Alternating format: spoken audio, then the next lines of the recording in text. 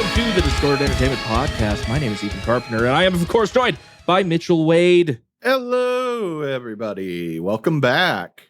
We're back, kind of, hopefully. Kind of. If all has gone well, 2 episodes should have gone up before, well, obviously, they should have gone up before this episode, but those were recorded like over a year ago. Or something. Something like that. I know for one episode I cut out the news segment because there wasn't really anything interesting going on there. So it was just the reviews and our talking of afterwards. And then for the second episode, I did leave some in because we talked about Trevor Sternad. And I figured if we might as well have that there. Jesus, we haven't recorded since Trevor happened? Yeah, we have not recorded since shortly after Trevor died. Damn. So obviously I'm still bummed out about all that happening. But obviously, yeah, we have not recorded since then. And we're going to be trying to get back into the swing of things. Not much news today, Mitchell, but that means we can focus a little bit more on either music talks or just our normal how do you do's and things like that. How have you been? Honestly, and this might be a surprise to our fans and everything, what little fans we do have, of course, I've actually been doing fucking well. Yeah. Yeah. Turns out if you take proper medications for your mental health issues, it might actually fix some stuff. I understand that completely. I got put on Abilify, and that has actually helped my medicine a lot. I feel way better than I have in the past couple months than I have in the past year. So that is awesome. I was just about to ask, what medications are you on? But that's kind of a weird question. Hey, I'm fully free to share. So I actually thought for the longest time that I had just depression. Silly me thinking it was just, out of the box depression, not something more complicated. Apparently I have bipolarism. Oh. So I'm taking venlafaxine and Vraylar. Vraylar is for the bipolarism, and I took that, and immediately somebody flipped a light switch, and I went into a manic episode that I hadn't had in years, and then it calmed down, and now I'm normal. Well, that's good, dude. I think I completely forgot about the whole bipolar thing. Yeah. I think a lot of people, including myself at the time, kind of misidentify what bipolarism is, because I always thought it was rapid mood swings and everything. But the episode of The King of the Hill is actually really accurate, where he's either super depressed or super manic. And those are that's the bi and bipolarism, is just switching back and forth between those. And I ran out of the mania and just went on years of depression that kept getting worse. Yeah. Yeah. But yeah. It's ridiculous. I actually go to bed at a reasonable hour. I get to work on time. I actually am able to focus on work. I'm doing things I love. I need to practice my instruments more. I can keep my house clean. I keep up with my cats. I'm reaching out to people. Edit. Nah, I got to work on 3 albums that I keep saying I'm going to do one day. Of course, yeah. But hey, I'm glad you're feeling way better, brother. Yeah, I'm glad to hear that you are too. Guys, a whole new era of this now podcast. I just need to work on the whole fat thing. I had a show yesterday in Illinois, and man, I need to do something about. I need to start doing cardio or something. Because I think when I do a vocal cover, I don't have many issues with my vocals, because I think it's just because I'm not moving around. But as soon as I have a show where I need to move around and be way more active, I have issues maintaining distortion. Hey, maybe you could be like Ozzy and just stand there. People still like Black Sabbath. Well, I could do the whole corpse grinder thing and just power stance the whole time. There you go. I like to move around. But it's the only time I like to move around. Yeah, my body doesn't. I thought I may have had a torn meniscus, but turns out, unless the MRI is wrong, which I kind of feel it might be, I don't. So yesterday I was trying to be pretty cautious with my knee, but then because my knee has been acting up, my right knee has been acting up. So my left Achilles tendon, just right where it meets the heel, has been super sensitive. And sometimes when I take a step or I'm just, trying to move around, it will give out. Like, I having both of these issues today, so this is going to be a fun set. We also played at midnight. Oh, so Jesus, that's late. Well, it was later than midnight. We were packed up by 2 a.m. I didn't know shows went that late. I wish this one didn't. It was like a festival of sorts, but for some reason we were I wouldn't say we were headlining. We were just the last band playing. Headlining. That's what headlining means. I guess. Your last band. I guess, but hardly anybody stayed. There were more people than I thought were going to be for a set that was supposed to start at midnight and didn't until like 1.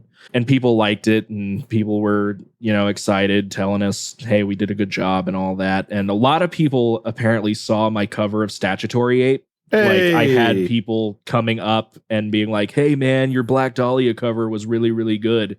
Like, thanks. Who are you?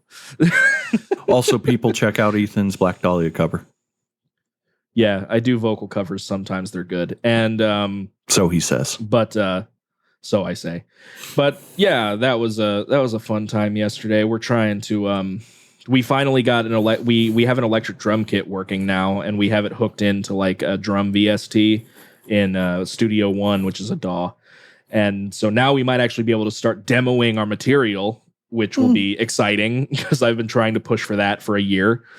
And so we don't just have 3 songs on Spotify, only one of which, not Spotify, YouTube, and only one of which actually has bass. We might have found a bass player as well. So in terms of music stuff I'm doing, it's actually kind of turning up Millhouse, at least for now. We'll see how it goes. So once you decide to start working on your music, and obviously I come in and do vocals, it'll be stellar. I'm sorry. I do everything but drums in my music production. You told me that you were going to have me on at least something. Oh, probably. Well, weren't we going to do a project together with your roommate? And then we thought about it. Yeah. It's a nice idea. It's a great idea. It sounds good. He's actually been getting stuff done too. I'm not sure if it's actually finished, but he told me that the guy he's working with for vocals on this particular release, because he and I are still going to work on something, hopefully. Maybe with finished Mitch. Tracking vocals. Maybe with Mitch. Started tracking vocals, finished tracking vocals rather, and he's getting it mixed. And from what I've heard, it sounds pretty solid. It's very, I can't remember if it's Infinite Annihilator-y, but it's kind of Infinite Annihilator-y. So pretty hectic and super heavy vocals and things like that. So that's exciting. Yeah, doing a lot of music stuff. I've been talking to McGinley from Fleshbore a lot lately, and he might be having me come in and do a guest spot, possibly, maybe. We talked about it, and that'd be really cool. I'm kind of friends with all of those guys again. Feels nice. I've been rambling for the past 10 minutes. My apologies. Sorry if you've had anything to say and completely derailed. Forget about me. Like, I don't got nothing honestly, I don't got much in my life going on, really. I feel better, and unfortunately, due to feeling better, I want to do things, but I was so in the loop of not doing things that I'm having to relearn how to do things. Yeah, definitely. So, like, I don't go out. I don't really clean unless I'm like, wow, my house is disgusting. I got to clean now. I know that feeling. Also, I'm poor because my job, not complaining. I also know that feeling. Doesn't pay what they... I'm complaining. Doesn't pay what I think they should pay, and everyone agrees, including some other higher-up people, but, whatever. I'm totally not looking for another job. Totally not looking. Yeah, me neither. I'm not looking at all. I'm totally not interviewing for a video editing job at the UFC, which is actually kind of exciting. But everywhere else has just been a wash. I had an interview at WFYI, and that didn't go anywhere, unfortunately. For your information? WFYI. Yeah, I think that's at least close to what that acronym is. I think okay. For your information is the acronym, but I don't remember what W is. Oh, well, I was just being a cheeky little shit, but I guess that didn't pan out. Well, yeah, Mitch, because you're not good at that, so you should stay in your lane. You're right. I have been playing Tears of the Kingdom. Tears of the Kingdom, pretty good. Oh, yeah. It's a lot better than Breath of the Wild, in my opinion. So, well, isn't it just Breath of the Wild, but more? So I stopped watching Game Grumps, but occasionally I'll watch a Game Grumps episode. So I'm still kind of watching Game Grumps, but not to the extent that I was watching Game Grumps. Does that make sense? Probably. Anyways, so I caught like their first or second episode of Tears of the Kingdom before I completely stopped watching them again.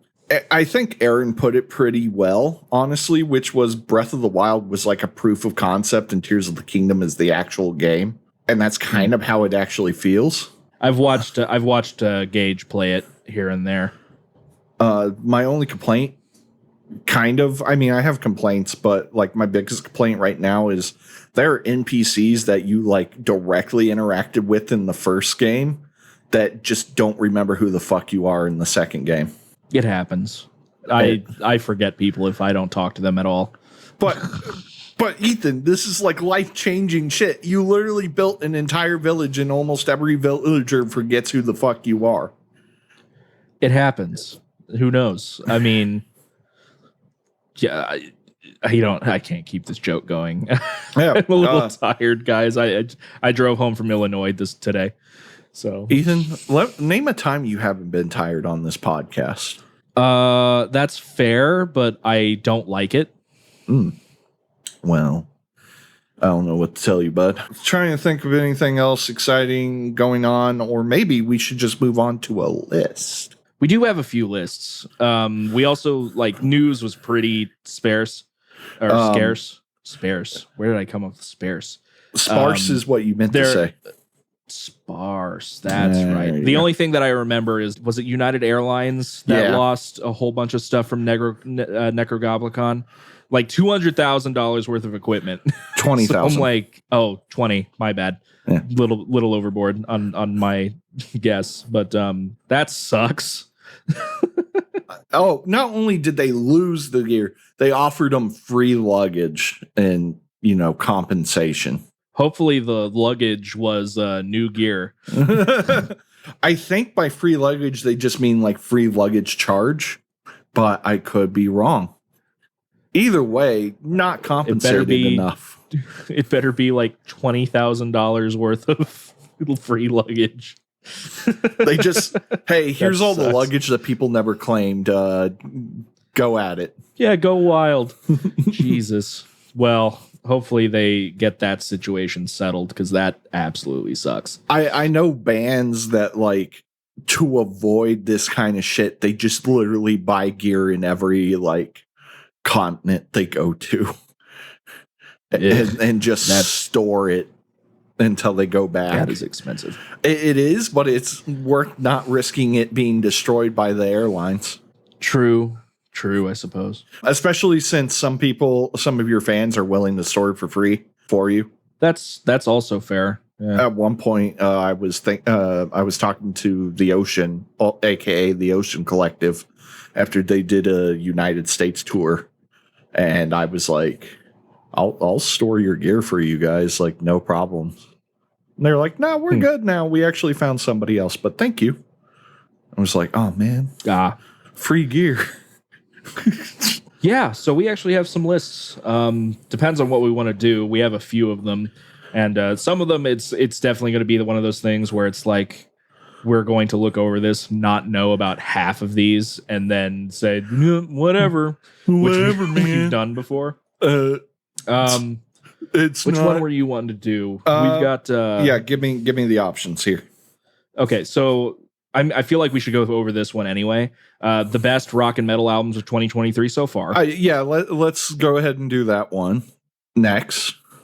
Okay. You were wanting to hear all of the... Yeah, let's hear all of them. Like let's see which way you do. Yeah, I gotcha. 12 lyrical cliches in rock and metal. Could be funny. Like common, could be funny. 12 most beautiful breakdowns in metal. Could be good. Do you think I would actually know any of these, Ethan? You would know all of these. Oh. Maybe -1. -2. Okay. We've got 2 more. 10 death metal bands who have the sickest mosh riffs, chosen by Creeping Death's Trey Pemberton. I've actually heard of Creeping Death. Creeping Death. I've heard of Creeping cool, Death. actually. I've just never listened to them. Oh, it's not even okay. I scrolled down and looked at the first thing. It's not telling you specific, like, here's a song with the riffs. It's literally just the bands. Let's skip that then. I feel like we need the songs for that. I feel like it, but there are some obvious bands. I'm just going to read the big ones real quick. Dying Fetus, I agree. Sure. Suffocation, I also agree. Yep. Cannibal Corpse, yes. Obviously. And then I don't like Obituary. I don't like Mortician. Devourment, I've actually heard is really good. Skinless, I don't have much experience with. And then there's a couple more that I haven't heard of. I'm surprised Lamb of God isn't on there. Would you call Lamb of God death metal? It's like, their Lamb of God is labeled as the like new wave of American heavy metal. I can see that. They're like a combination of melodic groove. death metal. Nah, it's groove / death, if anything. Groove, yeah, that's better than melodic. That's true. And then the last thing here is 25 legendary metal albums with no weak songs. All right, folks, we got a problem. I'm actually going to move my keyboard. So those of you that have been around for a little bit know that I got another black cat named Succotash, and he's big, and he doesn't know how big he is. I have unfortunately taught him the terribleness of, it's totally cool to lay on top of my desk when I'm playing video games, and it's cute as shit. Like, Ethan can attest to that. Yeah, Succotash is quite cute. But it's a real problem when he jumps up on here and potentially hits my keyboard, possibly losing the entire episode. Yeah, let's not do that. Let's not do that, Succotash. But he's got cute little black beans. Oh, so he's asleep on my desk now. But there was a situation. So we're all good now. So, and then we have the 25 legendary metal albums with no weak songs. Okay, so obviously we're not doing the death metal one anymore. Yeah, I took that out already. So weak songs, I could see us doing. Let's go ahead and do the best rock and metal albums so far of 2023. Sure. Warning, I have not actually listened to most of these, so I'm going to be making off-the-cuff judgments about bands, and if you don't like that, sue me. And please don't sue us. Start off.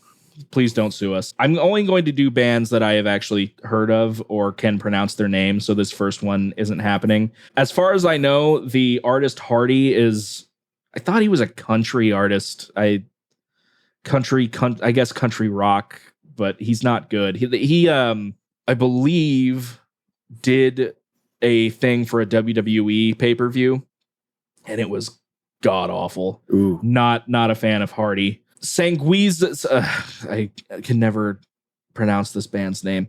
Sanguiza Sugabog. Okay. Homicidal Ecstasy. Have you not heard of Sanguiza Sugabog? I think that actually does sound familiar, to be fair. I think you would recognize the name if you saw it, because it has a very particular spelling. I'm actually just going to send it to you here. They're a brutal death metal band, and that's just kind of their shtick. They have no thrills, just brutal death metal. I don't quite understand them. I don't get why people really, really like them. It's not really my sound, but if people dig it, people dig it. It is on here for their album Homicidal Ecstasy, which I heard was better than their first release. Maybe I should check it out at some point. I don't know. In Flames is Foregone. Oh shit, was that 2023? That's 2023, released in February 10th. Yeah, I actually bought that album pretty much immediately as it came out after my first listen. Fantastic album. In Flames is back. It's definitely front loaded though.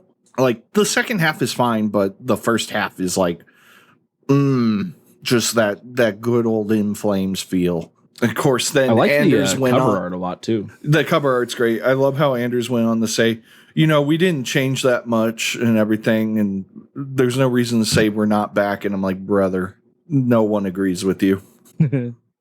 Yeah, I've heard the new In Flames record is good. I have not checked it out yet. Did I listen to any of the singles? I feel like I must have. I mean, I sent them to you, but then again, you ignore everything I send you. It's not out of maliciousness, I promise. I don't have doubt energy.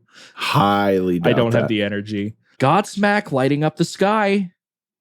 One of the best rock albums of the year. Loudwire. When is Godsmack released a best album of the year? And this is coming from a former Godsmack album lover. Like, I used to love Godsmack. I like a couple of Godsmack songs, but I can't. Okay, now when I also want, before like people start booing me, when I said I used to love Godsmack, I was 14, and the only other like heavy metal-ish band that I even remotely listened to, and Godsmack's not heavy metal or hard rock, was Disturbed. I was new to the game. Give me a break. He was a big fan of nu metal. He was the biggest nu metal boy of all time. That's he had not true. The backwards red hat. I wore beanies. Red beanies. They were black. And had Disturbed. He will skin your ass raw. Two. I'm better now. Now I'm a prog snob. It's different. Now he likes nu metal core. I don't even know if I've heard a nu metal core song.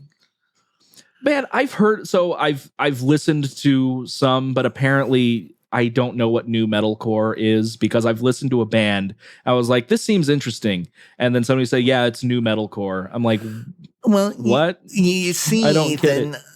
It's a combination of nu metal and thank you metalcore. Yeah. And metalcore is just a combination of heavy metal and hardcore punk. I believe is Darko US considered nu metalcore? Hold on, because I think that's one of the bands that they said. They just say metal. It just says metal. Please tell me something other than just metal. It's metal. Specific. It's metal. I'll just be one of those genres ruin music. Genre's bad. I don't like categorizing my music.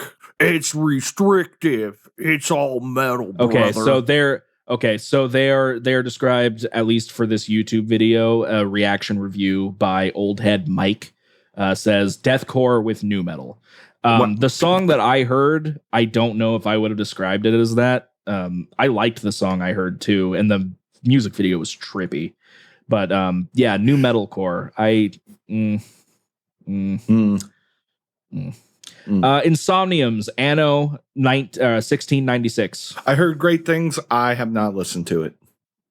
I like the singles. Bummer. I have not listened to it either. I need to check out Insomnium. I finally listened to Maestro. Took him so goddamn long.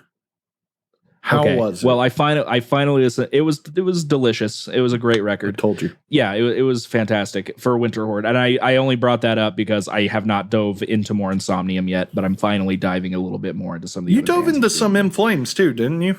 Really, it was just Take This Life and then Clayman. I have not listened to much more besides Clayman. I thought you gave Clarity a chance. Not as I may have started it, but I definitely didn't get very far into it. I think I played it while I was driving. It was probably one of those scenarios where you're like, I'll check this album out, and then because the first song is Take This Life, you just kept repeating Take This Life. True. Take This Life is a fantastic song. But yeah, Insomnium, I do need to check that out. You're not going to like this one, Steel Panther on the Prowl. Fucking hate them. I do not like Steel Panther. It's just not my shtick. To be fair, I hate 80s metal in general for the most part. So, what a surprise. Oh, come on, Loudwire. On the Prowl is the 6th album from Steel Panther, and if you aren't on board by now, this record probably won't convert you. But that's okay, because the rest of us who don't hate fun and can just sit back and laugh without getting flustered by some silliness and metal have another 13 tracks of raunchy hair metal to enjoy. Hey, I know how to have fun. I like to party. Party. I don't like Steel Panther, but I guess I can't say much because I enjoy Ninja Sex Party, which is just I also Steel don't Panther, like Ninja but Sex not Party. Metal. I like Ninja Sex Party. I like Dan. Now, I want to say different. I respect them as musicians. I just don't like the style of music. Steel Panther, I just hate outright. Fair enough. Haken's Fauna. I have not listened to anything off of this yet. I did not like it, and in my opinion, nowhere even close to Virus. I mean, Virus was nearly perfect, so I feel like that. Oh no, I heard Nightingale, and I liked that single. I like Nightingale, but I have not checked it out yet. And to be fair, I need to listen to the record more. I think I've only listened to it like 2 or 3 times, but it's really hard to listen to after the perfection that was Virus.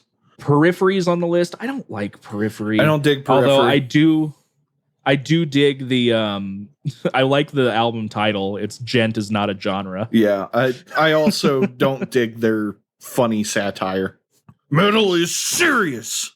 They did have a song on this record called Zagreus, which actually featured a little bit of a motif from the Hades soundtrack, which I thought was really nice. The problem is it's like 6 minutes into an 8-minute song that is boring otherwise, because Periphery is boring. Sorry. Just not a fan. I've tried. I just can't get anywhere with them. Obviously, one of the big ones, Metallica's 72 Seasons. This one I have listened to, shockingly. It's fine. When I first heard it, I thought it was awesome, but I've kind of I've come to my senses. There's nothing particularly bad about the record. It's a little bit over bloated, like a lot of their more recent albums are. The songs are a little bit too long. Maybe some of the tracks could have been left on the cutting room floor. But there are some good tracks. I really like You Must Burn. Lux Eterna is still a banger of a song. I did not like the closer, and people were freaking out about the closer because it's Metallica's longest song. Problem is it's repetitive, and if you cut out some of the repetitions to make it more tolerable, it wouldn't be anywhere near 12 minutes long. So that's that. The song's called Ina Mortada. If you have any interest at all, it's probably worth at least one listen. It has a number of good tracks. I think James sounds great in it. I think he's sounded the best on this record than he has in a long, long time. But everything else, just kind of meh. It's just kind of meh. Hardwired is a better record, I think. No, or maybe not. I don't know. I'm not going to answer this question right now. I would have to think about it more. But yeah, Metallica. I enjoy Metallica, but maybe not all of this record. And then, of course, my biggest listen, at least at first for this year, was going to be Cattle Decapitation's Terracite. That came out in May, and I like it, but it is kind of I think it's time for Cattle to maybe seek out a new producer or a new mix engineer, rather, because as much as I love Dave Otero, this record I think they're starting to get into Slayer syndrome, where it sounds very much the same as the last few records, which means it's not bad, but it definitely doesn't stick out as much as, say, a Death Atlas or an Anthropocene Extinction or a Monolith of Inhumanity. It has a few standout tracks. The closer doesn't grip me as much as any of those other albums' closers that I just named. I believe the closer is Just Another Body. But then you have other songs like Scourge of the Offspring, which is awesome. We Eat Our Young, of course, was a banger of a first single. And then one of my favorite songs on there is And the World Will Go On Without You. Has a nice breakaway for Travis's like melodic vocals. Yeah, Terracite. It is good, but I think unless if they're just content with kind of making the same album over and over again for the rest of their career, maybe it's time to check out a new mix engineer, somebody that can change up their sound a little bit. Have you checked any of Terracite out? I have not, except for the singles. Yeah, I was excited for the record. It didn't disappoint, but I am definitely hoping their next record does something a little bit new. There's this like weird balance that I feel bands have to maintain. Like you don't want to go too new, but at the same time, you don't want to keep doing the same thing over and over again because, like, okay, for instance, not hating on them because I love the Black Dahlia Murder, but I know what Black Dahlia Murder sounds like. Every record pretty much kind of sounds the same. Some are better than others. For instance, there are people that really like Eppur Black. I'm not a fan of Eppur Black. And I recently listened to it again.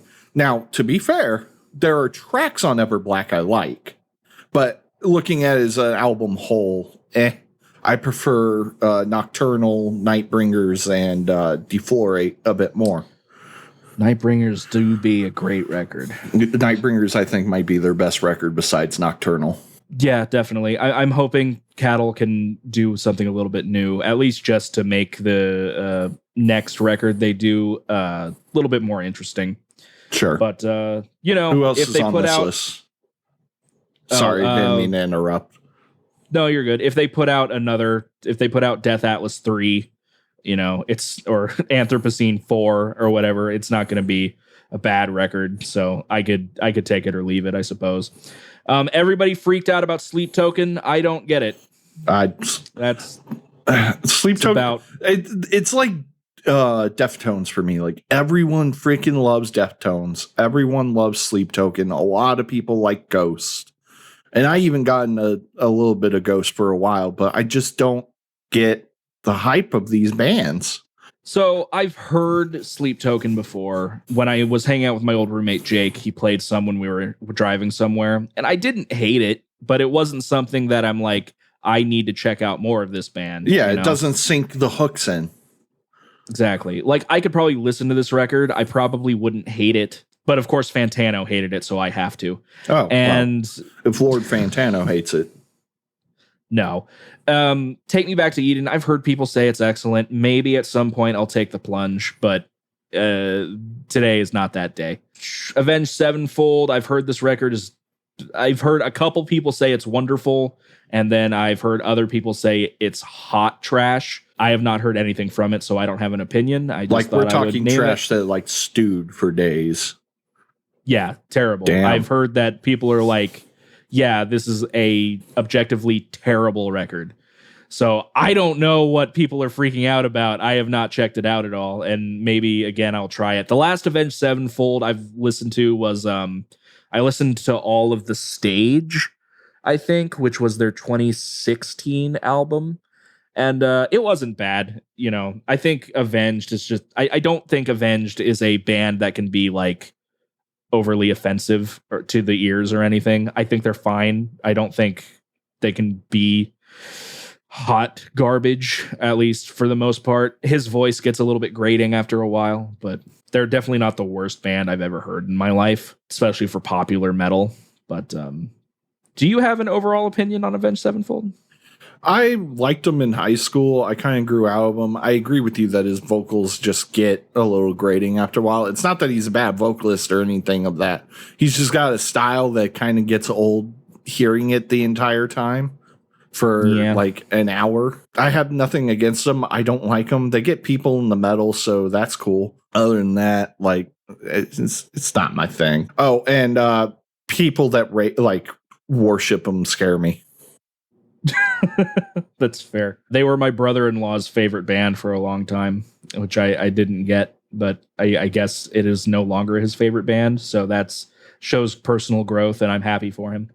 And I don't know who Jelly Roll is. I don't think I want to know who Jelly Roll is, but apparently they have a top album.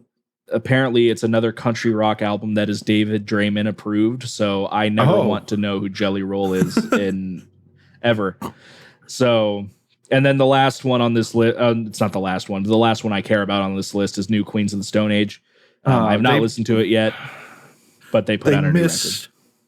They missed Bell Witch. It was such a good record. Oh, yeah, there was no Bell Witch. I skipped over like Paramore, and I think there was a Fall Out Boy mention on here. But yeah, I did not see Bell Witch. When did it come out? This year. Well, so did it come out in June or July? Because their cutoff was June 16th, apparently. I think it came out last year. I would have to look. Or last month. Bell Witch. Give me 2 seconds. No, I don't need the Wikipedia page on Bell Witch. Future Shadows came out. Bandcamp, don't tell me you're not going to have a release date on this. April. Okay, so yeah, they snubbed Bell Witch. They snubbed Bell Witch, damn it. Everyone knows how much I love Bell Witch. I never shut up about these fuckers. Yep. So those were just a handful of what Loudwire considers to be the best albums released, which I think they just... As always, Loudwire doing 10 out of 10. Fantastic. Great job. God's work. Godsmack's work. Godsmack's work. I think they literally just name every release from a big band. It's not necessarily the best. I think it's just, here are the big albums that got released. Would you call Haken a big band? I mean, they're popular-ish. They're big-ish. I wouldn't say they're a small band. How many? Oh, I don't have Spotify up. I was going to say how many albums do they have? Haken Spotify. I was going to say how many listeners do they have? Like monthly listeners on Spotify. I'm going to go check because I have the technology. We have the technology. Basically 220,000. Is that a lot? It's not a small amount. All right, I'll take it. But I think we forego the other lists. I was interested about the breakdown. Okay, we can go over the breakdown ones. So it's important to note that the breakdowns here are not necessarily breakdowns that you think of when you think of deathcore bands. This is literally talking about a breakdown in a sense that it's referring to a slower instrumental passage meant to shake things up or build anticipation between the core parts of a composition. So with that being said, I mentioned that because there are no deathcore bands, at least as far as I know, on this list. And the first entry is Master's Apprentices by Opeth. Yeah. Opeth, best deathcore band. I have not heard this song, so I actually don't know about the breakaway or the breakdown that they're talking about. I do. It's really good. Comes about 6.5 minutes into the journey after frontman cleanly sings, "Once I'm below, there's no turning back." So good. Okay. So good. Okay. How much do you know BT Bam? I know a record. I assume that record is not the parallel sequence. It is not the parallel sequence.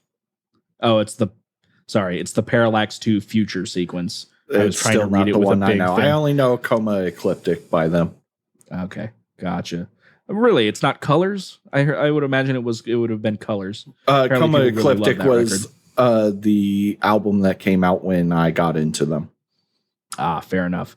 It was for the song Melting City. Neither of us know it, so we're going to go ahead. I don't know who Gaerea is, so I'm going to... I have never heard of Gaerea. Skip that as well. Now we have Gojira's Flying Whales. What time point are they saying? Is it when the whales go away and the music comes in? No, it's so now I can see the whales looming out in the dark. That part of the song, which I can agree, that is if we're calling that a breakdown, that's a very, very cool part. It's about halfway through the song. It definitely grabs your attention. So definitely. Flying Whales is just a great song in general. The album is fantastic and perfect. It is perfect, even though I still don't think I've actually finished it. I don't know how that's even fucking possible. I don't think I've listened to From Mars, Too Serious, or Global Warming, or at least those not three songs in a full are setting. So good. I know. I'll listen to it at some point, especially since From Mars to Sirius is technically one song, just two parts. Okay, I gotcha. This next one's actually off of From Where Owls Know My Name. Oh, sweet. Silent Life. Hey, you guessed it. Yes, it was. It's on Silent Life. It was either going to be that or the title track, one of the two. And so I don't know this song off the top of my head, but it's at the part where Jake Diefenbach roars, I'm quoting, "I hope that you remember." And then the song becomes very easygoing with atmospheric keys supporting the mournfully bluesy guitar licks and saxophone counterpoints. I do need to listen. I actually need to listen. I've listened to Where Owls Know My Name. I need to listen to it again because I don't remember any of it. Also 10 out of 10. I'm just looking through the other ones real quick. Up next is Master of Puppets. You know the part. It's where it breaks away into the clean arpeggios. I don't think we need to spend too much time on this one. Metallica, the head of deathcore. Yes, Metallica is my favorite deathcore band. Unironic death metal growl posts. Sleep Token, don't know the song, so I can't comment. Don't care. I also don't care. Mastodon. Ooh, what record? Emperor of Sand. Oh, I fucking love that record. Think you can guess the song? It's been a while since I've listened to that record. Sounds like you're a poser. I am a poser. Well, It's currently, for anyone that gives two shits about what I do musically in my life, which I doubt anyone does, but I'm currently going through all of my music that I have and like alphabetically. So far, I am in the B's. Jesus. I have 52 gigs worth of music. Jesus. That's so much music. It is. It's the song Precious Stones. I would have to hear it. Okay, well, if anybody else wants to hear it. Give me a sec. What's the limit of like before copyright? 10 seconds, right? Something like that. Okay. I should be able to identify it within that time. Yeah, it's him shouting, "Don't waste your time if it's the last thing you do." Oh, this song. Yeah, it's good. It's good. I know what breakdown they're talking about. It's fantastic. Sweet. Really sets the mood. Okay, we have a few more, one of which I haven't heard of, so we're probably going to skip past it. But up next is Tourniquet. Let's see if I've heard of it. Oh, fair enough. Up next, though, is Tourniquet by Tesseract. Oh, Tourniquet's a great song. I think that's the song I know. Hold on. It is not the song I know. I've heard Tesseract's great. I need to give them more of a chance. It does not say where the breakdown they recently released a single like last Thursday. It's fucking fantastic. I might have to check it. I will send it to you. It is specifically heavy. the closing segment is a heavenly coda led by Amos Williams, desolately bouncy bass lines, and Jay Pastone's grippingly jagged percussion. Moody ambience floats beneath them, and eventually biting guitar chords amplify the somber forcefulness, cementing the grief-stricken allure of the finale. Yeah. Okay, so it's a breakdown near the end of the song. I gotcha. Have you heard of the band Alcest? Yeah, they're a French progressive black metal band. Okay, I cannot. I'm not even going to try to pronounce this. What album is it? Kodama. Oh, fuck. That's the only album I have by them. Okay, it's this song. Give me Je suis de l'heure. Guys, we speak French, we promise. I listened to Gaerea once. I speak French. I have not heard of this band. I have not heard of this band, but it seems interesting. I like the cover. A lot of people like Alcest. It's like that atmospheric progressive black metal. Gotcha. Okay. When's the breakdown? It says it is about where to go. Where'd you go? It definitely said where it was. About 4.5 minutes in. All right. Oh yeah. It's that kind of, if we're quote unquote calling these breakdowns, it's that kind of breakdown that happens frequently-ish in atmospheric black metal where like it just builds and builds and then the vocals come in and it's really pretty sounding. I love it. Gotcha. We need a list of like stereotypical breakdowns though, which every deathcore band. Well, specifically Zeros. the number one breakdown is Second Death by Black Tongue. I will accept no other options. Scarab by Isan. Yeah. I need to listen to more Isan, to be fair. But I'm familiar so you don't with know the this song. One offhand? No, I'm familiar with the song. It is the Gothic piano chords that wash over an intricate bass pattern, while Isan sings few characteristic poeticisms, quote, as the sun returns from the shades of night. This is very strange how I know most of these. That is kind of odd. I know little of them. This should just be the prog breakdown list. And then I feel like I know this one, but it's been a minute since I've heard this song, Eternal Blue by Spirit Box. Yeah, it's been a minute since I've listened to this record. So wait, aren't they deathcore? No, they're metalcore, if anything.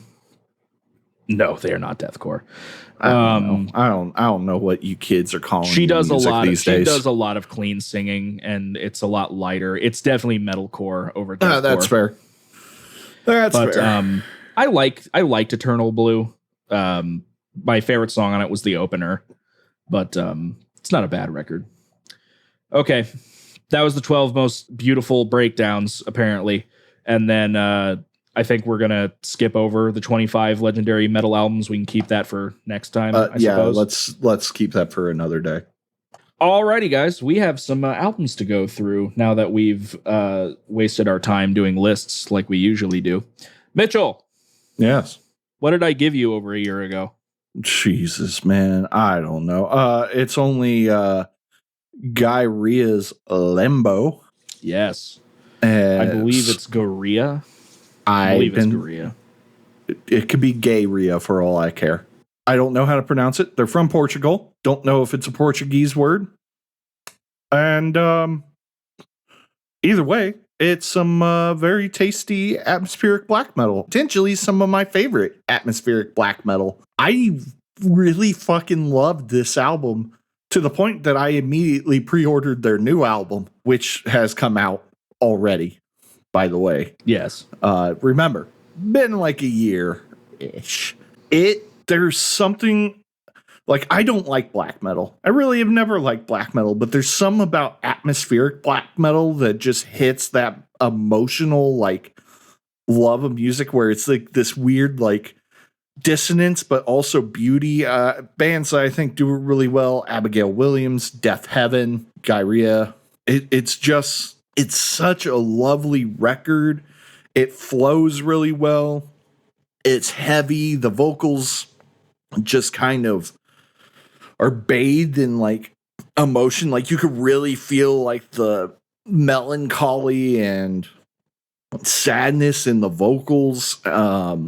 Everything is just absolutely perfect. I like their new record Mirage more than Limbo, but Limbo was a solid. Oh, really? Yeah, I think Mirage really hit me well. Mirage. Mirage really hit me well. I have not listened to that yet. I need to. It's so good. If you liked Limbo, you'll love Mirage, I think. Okay. It's just, I mean, I can't give enough good words. This is possibly one of the best records you've ever given me. Which is impressive because I've given you nothing but 10s. Wow. Disco Volante and Dying Fetus would like to speak to you. Yeah, because those were 11s. No, they were not. I mean, to also be fair to Ethan in terms of like picking this, he chose a genre that I assume you knew I liked quite a bit. Not offhand. I chose it because I had a list of things to give you, and I was listening to it that day, I think.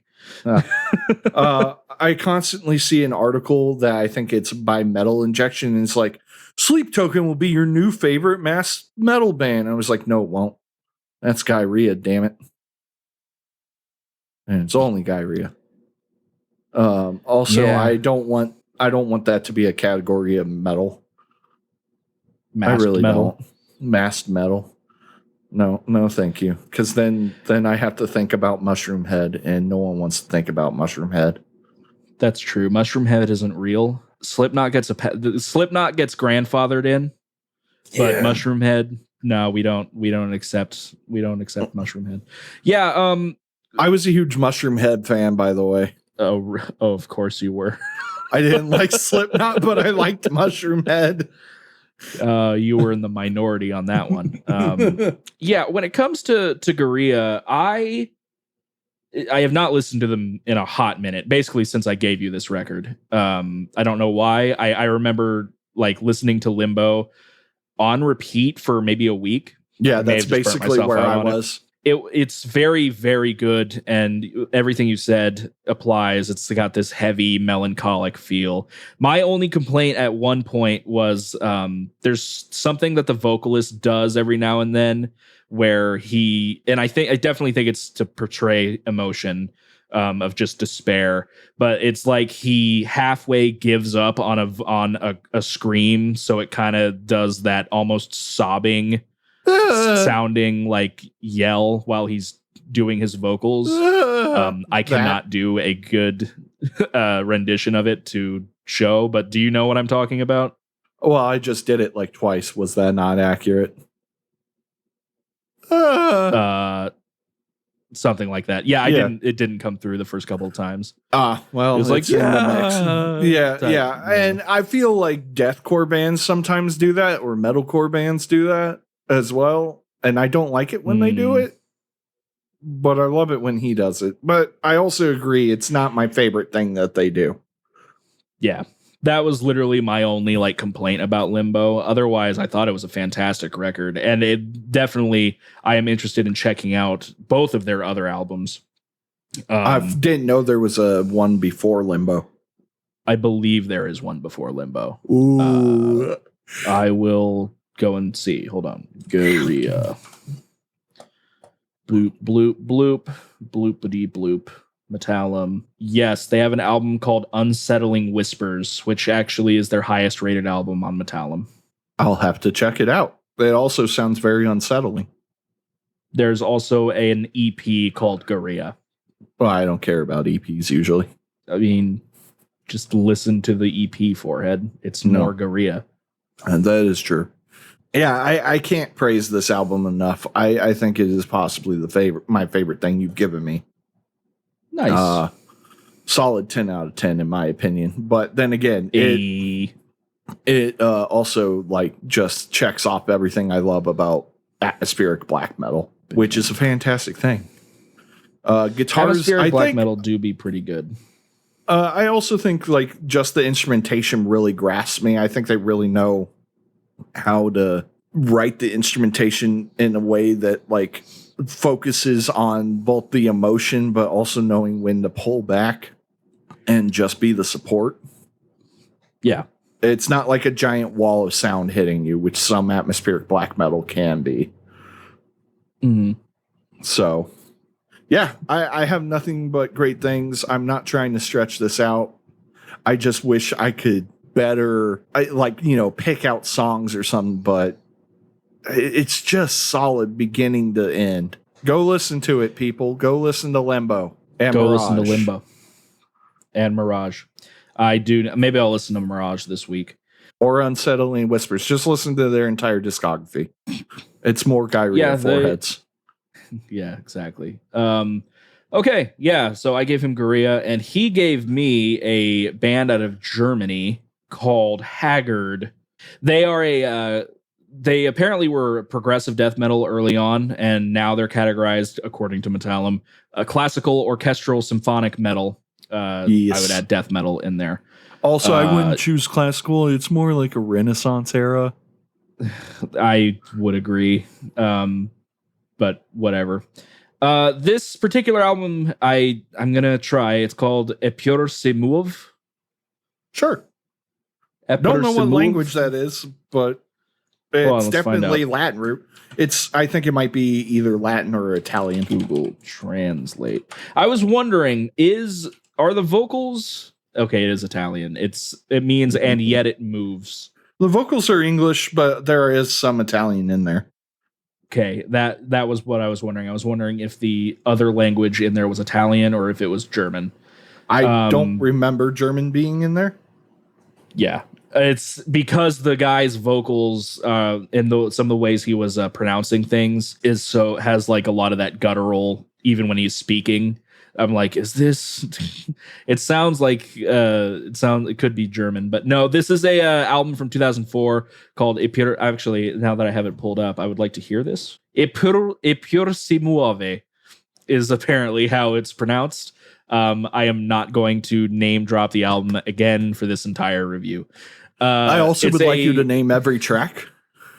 Oh God, I cannot do that. When I actually took notes for this, and the only songs that I have named in my notes, other than first song, second song, is Of a Might Divine and The Observer, which are the only two songs that are named in English. So yeah, this is a 9-song album, and so it's 9 songs, but there's 10 tracks. Allow me to explain.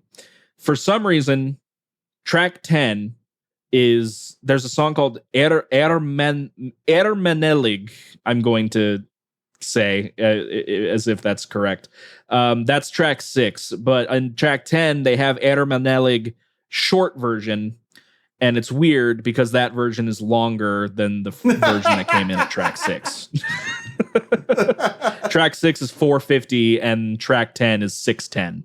Don't know why it's called the short version. But that being said, what do I think about Eppur si muove? Muove. You said you weren't going to name drop it. You fucking lied. I was going to try. I am a liar. I tried. So I am not as conflicted as I used to be, though there is some confliction here, as I think the record is really good for the most part, especially because the orchestral pieces and the operatic vocals absolutely sing their way through this whole record, and it's very, very, very pretty. But then once you get to the metal parts, I think I disliked the metal parts. I think I liked everything but the metal parts. Not in terms of instrumentation per se, but the harsh vocals. I could not stand half of the harsh vocals. I don't hate them as much as I did, but I think it's because that it's just there's this tone that they have, and I think they're inhales. I think he's doing inhale vocals, at least partially throughout this record. And I say partially because there are some parts where I'm like, maybe that could be exhaled and is maybe just has a really, really airy growl. But if you want to pull up a song, I actually have a timestamp in Of a Might Divine where I listened to it and I'm like, that is definitely an inhale vocal. And I just cannot stand the tone of it. It grates on my ears. If you want to listen to it, it's 246 of a Might Divine. But I did go through and write notes. Basically, a lot of the notes are coming from like the first song. I think this first song is a little too long. I disliked the harsh vocals, but the choral and the chorus, I can't talk. The choir and operatic style vocals are nice throughout the entire song. I just think it's a little bit too long. The second song is a instrumental, and it's a nice breather, but I wasn't sure if it needed to be there. There are a couple of those on this record. More of the same, which can be another critique. I think a lot of the, even though they're good, I think by the end of the record, a lot of the orchestral parts start bleeding together. And I don't know if it's because there's a reliance on the violin or the cello, whichever one is being played at the time. I just don't know the ranges off the top of my head. And it just it starts to feel a bit samey once you get to the title track, which is the final album, or it's the 8th song on the record. The 9th is another instrumental outro. I liked this record for the most part, but that the harsh vocals do end up knocking a little bit of enjoyment out, including at one point during Of a Might Divine. Just to give you a little bit of a look into my note writing process, I wrote down at the time, I don't know if his harsh vocals are what is making my stomach hurt, but I'm going to blame them. I had a tum ache when I was listening to the record at work. But also the intro of the song Of a Might Divine reminds me of RuneScape, which can't be a bad thing. I mean, that's actually what I want from that record, to be fair. When I say Renaissance, this record really makes me think like knights and kings and castles. Definitely. I definitely agree that a lot of the musicality is Renaissance-esque. But we have the issue of the vocals, in my opinion, dragging the record down a little bit. I would probably end up saying originally I was going to give this record a 4, which I thought was really, really harsh, because after I've listened to it twice over the past couple of days, and I'm like, that's not right. I definitely like it more than I dislike it. So I'm probably going to end up giving it like a 6.5. I'll take it. Well, yeah, it's definitely an interesting album. If you like things, if you like your metal with a lot of symphonic elements, and if you definitely like Renaissance sounding classical element or Renaissance sounding instrumentation, or you just want to give something different, the change of view, if you will. something different. Because it's not, to me, it's not anything like Flesh God Apocalypse or Nightwish or Septic Flesh. No. Definitely has its own tone.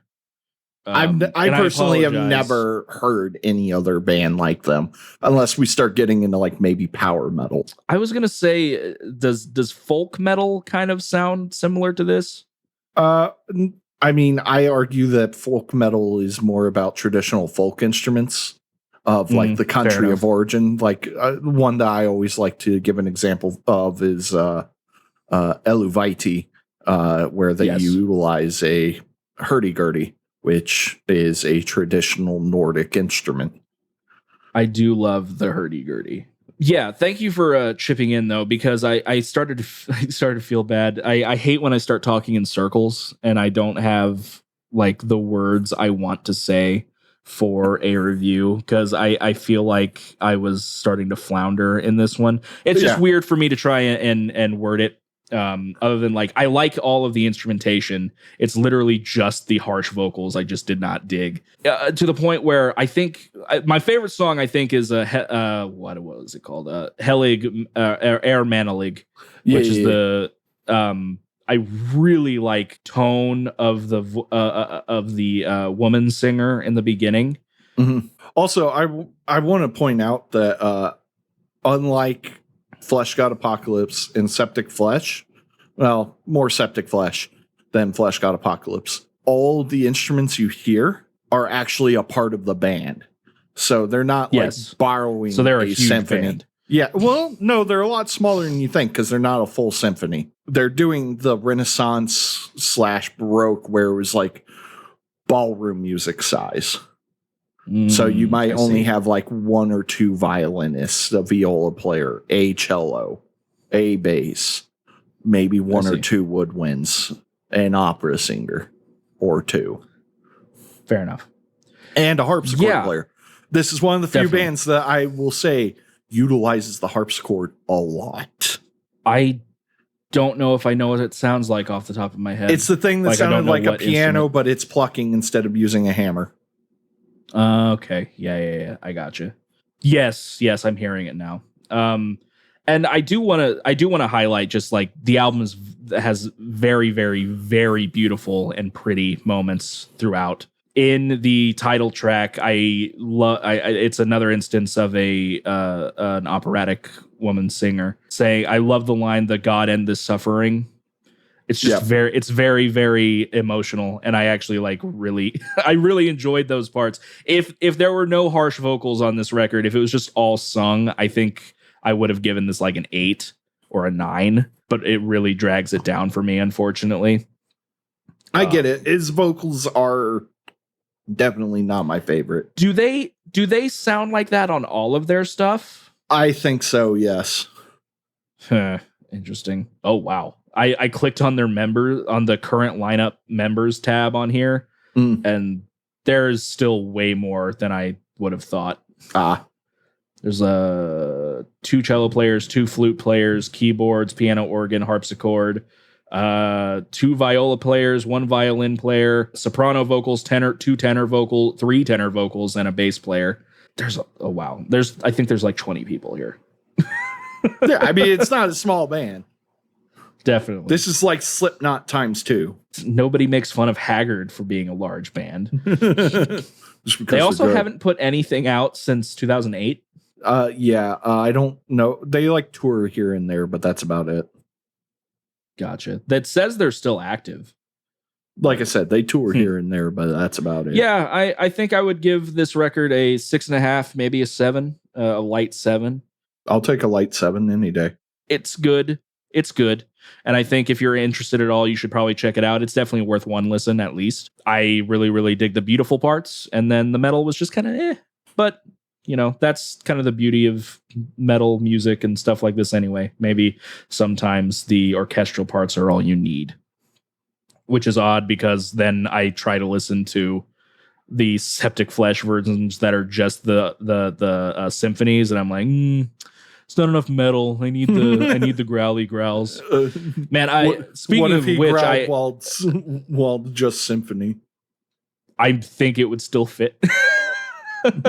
I really like his voice. I listened to, or I actually watched about half of that live Septic Flesh show. I forget the name of it. It's something in Latin, I'm pretty sure. Yes, but it was actually excellent. I thought it was great. It was the first time I heard the song Communion, and I think that's my new favorite Septic Flesh song, even though it reminds me of the Meow Mix jingle. If you've never heard it, go listen to it and think of the Meow Mix jingle, and you won't be able to listen to the song anymore. Oh my God, it is.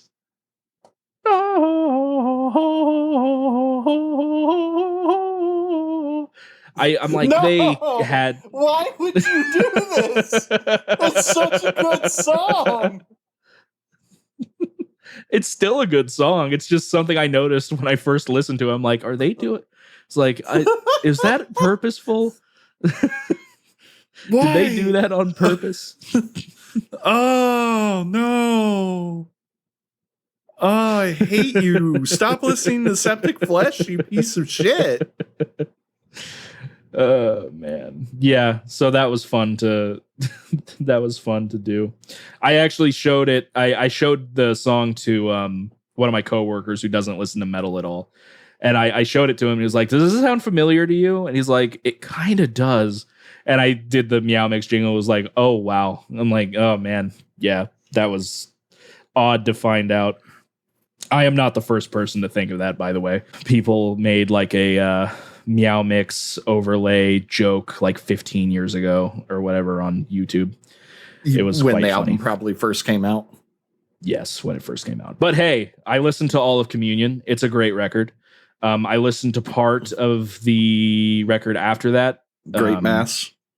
Yes, The Great Mass. I have not finished it yet, but it was also pretty solid. Of course, Codex Omega was my favorite record that you gave me in our first year of doing the show. And then the new one was okay. The newest one was fine. There wasn't anything wrong with it per se. Kind of the same idea I had with Terrasite. It's just a little samey. It was kind of Codex Omega 2. But somehow not as good as Codex Omega. Yeah. But it was still solid. Septic Flesh is a great band, which is a great segue away from the music reviews. Yeah. But 6.5. Yeah, guys. 6.5, light 7. Think it's definitely not the worst thing you've ever given me. Hey, we're back, ladies and gents, and all the peoples in between and outside. We're back with a mediocre review of a Haggard album, and I need to work on my actual like reviewing chops again. I need to sit down and actually, like, write out ideas. Yeah, you do. Mine was perfect. Shut the hell up.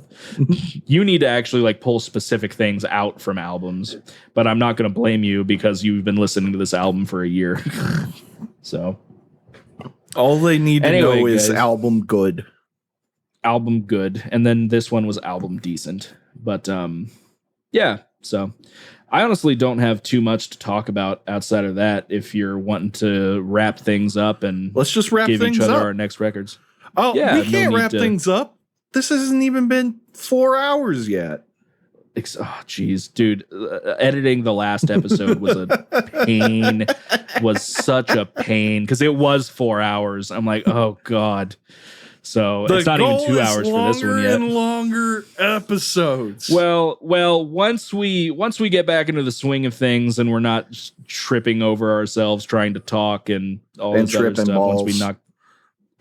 Yeah, I'm so high right now. I'm on so many drugs. All of them are prescribed by my doctor and only make me not want to kill myself. Same. But yeah, so let's go ahead and wrap it up. We can go ahead and give each other our next album. You reviewed your record. What's up? I forgot to mention, my meds also are for my heart, not just my head. Oh, of course. Yes. Yeah. How is your heart doing? Last time I heard, still good.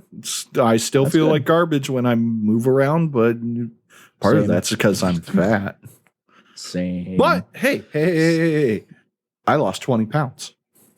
That is exciting. I wish that my insurance would allow me to be on Ozempic because it's literally the same drug as Wegovy, but you can't get your hands on Wegovy right now. So now I'm on Saxenda, which I haven't started yet because you have to buy your own needles for it, which is stupid. So I'm going to start that tomorrow. Yeah. So let's go ahead and wrap things up, Mitchell. It was good. It was good distorting entertainmenting with you again. Yeah, it was good. And we have before albums to bedtime. give each other. What's up? And before bedtime. That's right. I'm not bedtime. like, I'm only normal exhausted and not anything else.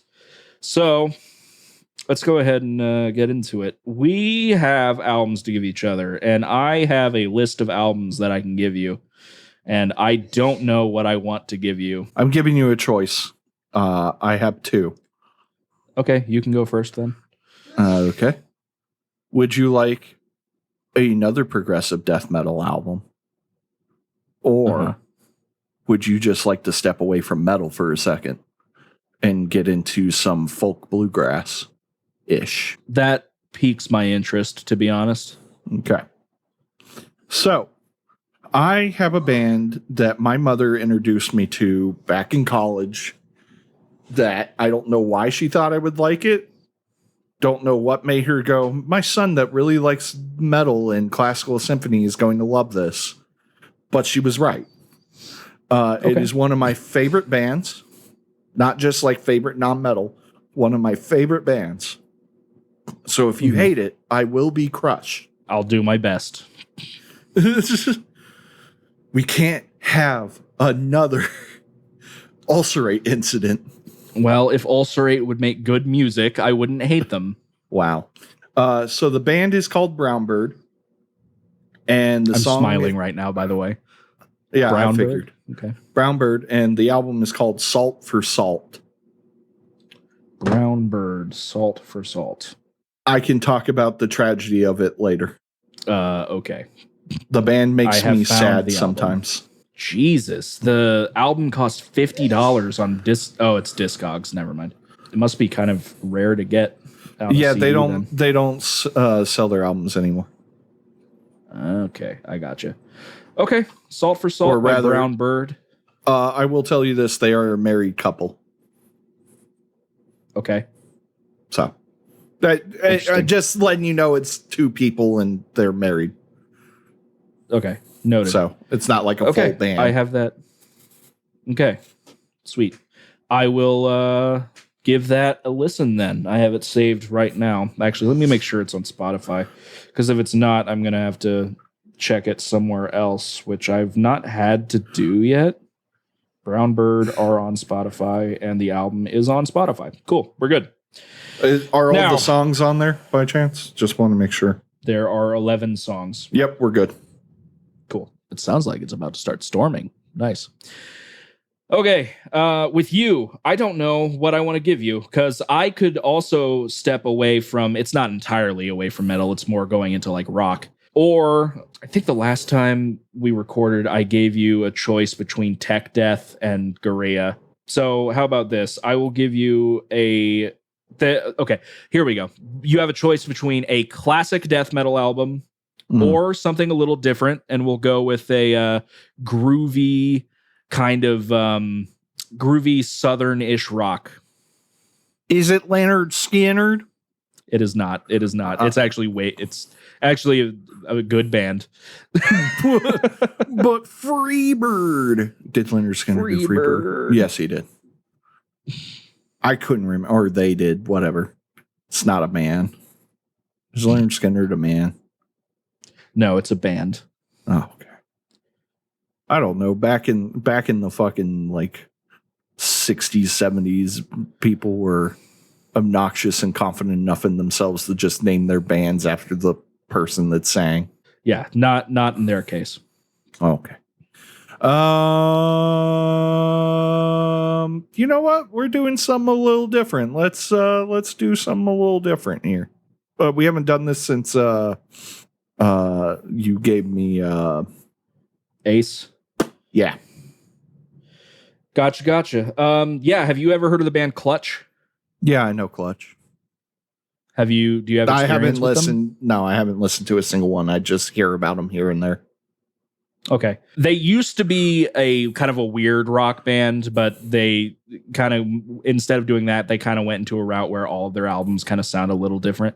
They used to tour with Primus all the time, if that tells you anything, but the album I'm giving you does not sound weird at all. God. So no, it's not that. It's not. I mean, no, it's not. It's not weird. I'm going to give you the album Blast Tyrant by Clutch. Actually, let me double check if that's the right one, but I think it's going to be Blast Tyrant by Clutch. I don't know why I think every time I hear Clutch, I think of the guys that did the song I'm Going to Take You On. Do you know what? I don't know that one. Give me a second. God, what is that song? Who am I thinking of? They are not a well-liked band, but that song was really popular. And by the way, yes, Blast Tyrant by Clutch is the correct album. Okay. Headstrong by Trapped.